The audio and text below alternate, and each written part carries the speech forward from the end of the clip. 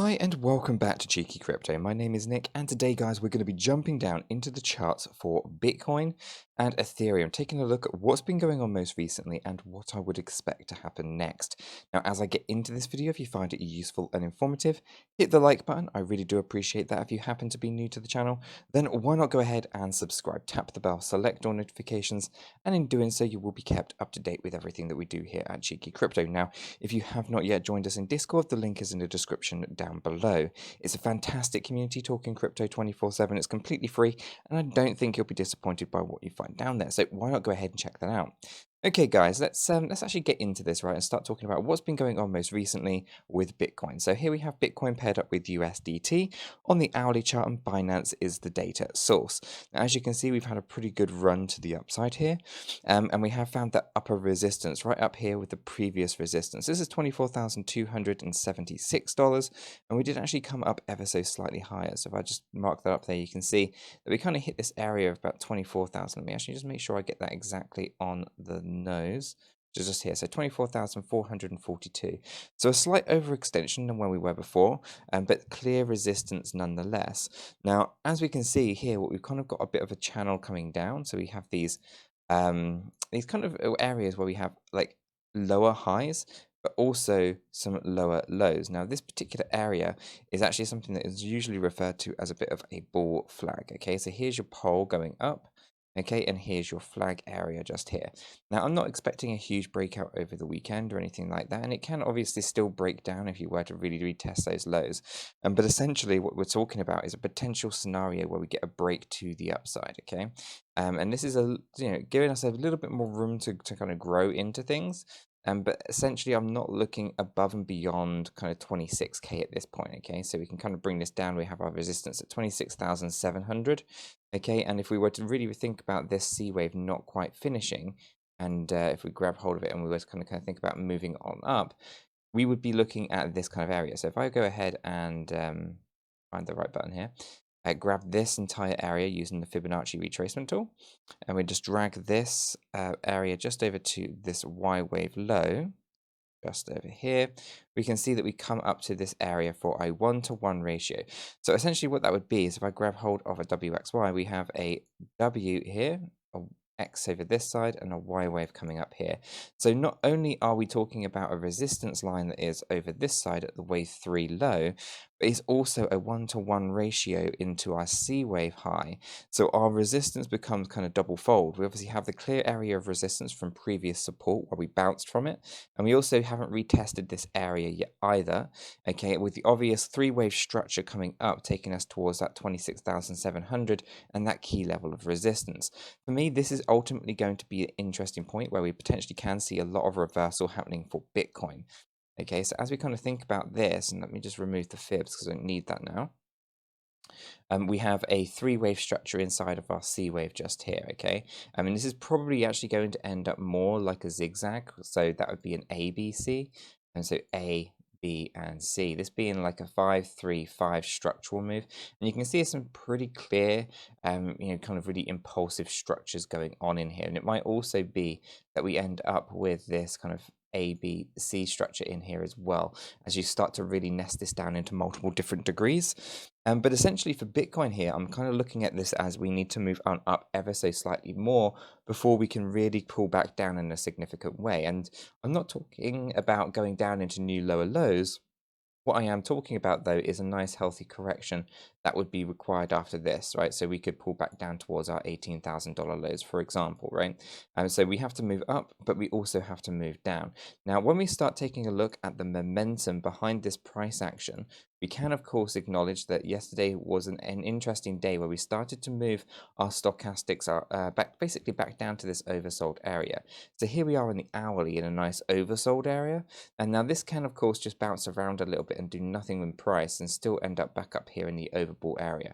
So it's not like it's completely indicative of having a lot of confidence that the price is moving up, but it's showing you that as the price is pulling back, there isn't much momentum behind it, as in less people are now willing to sell, and therefore that's actually giving us confidence to think that there's going to be room to the upside. Now, if we jump up into the 4 hourly, this is the most interesting one, is you can really see how people are reacting. Okay, so here you can see that we were overbought and we're almost down in this oversold area, and we didn't really do too much damage to the price. Okay, but this is basically indicating to us that the volumes are not supporting the direction of the move. Okay, so here you can see that as we started to pull back down, the volume dropped down. Okay, and that's exactly what you want to support a more bullish movement. So not only do we have that kind of bull flag scenario going on, we also have the volume backing it up, and we also have the stochastic RSIs backing it up. Okay, so it's looking like we have to move up ever so slightly higher. As I said, 26,700 is the area of interest for me personally. The 8-hour is overbought, the daily is overbought, and the weekly is heading up to the overbought. So by the time we get to 26,500, 26,700, I think that we're going to be in an incredibly overbought area on Bitcoin that is going to usher us into the next corrective wave down. Okay, so we're going to be really cautious about it, but essentially I'm seeing, a little bit more room to the upside now. But it isn't overly massive. We're talking probably the range of another 10 to 12%. Whereas the move to the downside could be a lot more than that. We haven't got anything more than a corrective structure here. So, we're talking 3-wave move. We haven't got anything that's showing us that a trend has come in. So our trend that was preceding this, which is our big 5-wave drop, is still technically the trend that we're in. So the trend was down over here. Okay, and we haven't set a new trend to the upside. Instead, we are still technically in that downward trend, and this is a corrective phase of it. Okay, and so until we get the correct structure to say that we're done with this particular area, we should be still should still basically acknowledge that we're in a downward trend because we haven't broken that just yet. Okay, so that's kind of where Bitcoin is. I'll do a proper update when I get back. I'm still in London from our meetup event, and so once I get back into the usual kind of recording studio, I will do a bit of a better update than this one on Bitcoin. So keep an eye out. I will be back this afternoon with some more videos and things like that. But tomorrow will be a much bigger update on Bitcoin, and obviously the weekly close is going to be an interesting one. So we'll keep an eye on that. Let's jump over to Ethereum though while I'm here.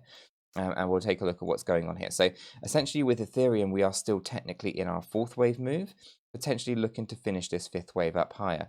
Now we've already met our technical requirements for our 5th wave. We actually just kind of wicked into this area a little bit higher than our 1.236. And we could still move up higher. Just following Bitcoin, our hourly chart is okay, the 4-hourly chart is okay, but again, that 8-hour, the daily, and the weekly are moving far too fast in the overbought area, and we will be seeing some kind of corrective action to the downside. Now, for Ethereum, it's very, very clear, unlike Bitcoin, unless we move up higher, we will be dropping down into our low range. Okay, this is $595 to $758. Okay. Now, this can only be prevented if the price of Ethereum comes up to this area here of 2,159. We've been talking about that for days. It hasn't changed. It is exactly the same. Nothing has been invalidated, and therefore everything is still valid to drop down lower. Okay, so unless proven otherwise, we should expect downward price action once we finish this 5th wave. We've already met technically the minimum requirement. The question now becomes, are we going to get any more push upwards before we move on down? Now, I think we've got a probability that on the smaller time frame we could potentially see a little bit more volatility here, but nothing is guaranteed. There's no guarantee that we move on up. But just like Bitcoin, we do also have the flag kind of scenario going on here, where we are setting those areas of basically like lower lows and lower highs. And we do have that flag scenario there, so pole flag. Now, as we kind of bring the volume in here, we can see that very much just like the same way, we have the increase in volume for the pole and a decrease in volume for the flag. And again, that flag volume dropping the way that it is showing us that the market is about to move on up rather than move on down. So that's going to be an interesting one. We couple all of that data with the stochastic RSI, and it puts us into a pretty reasonable, good position. Okay, so I'm not really too much I can say about Bitcoin. I will do another update in a lot more detail.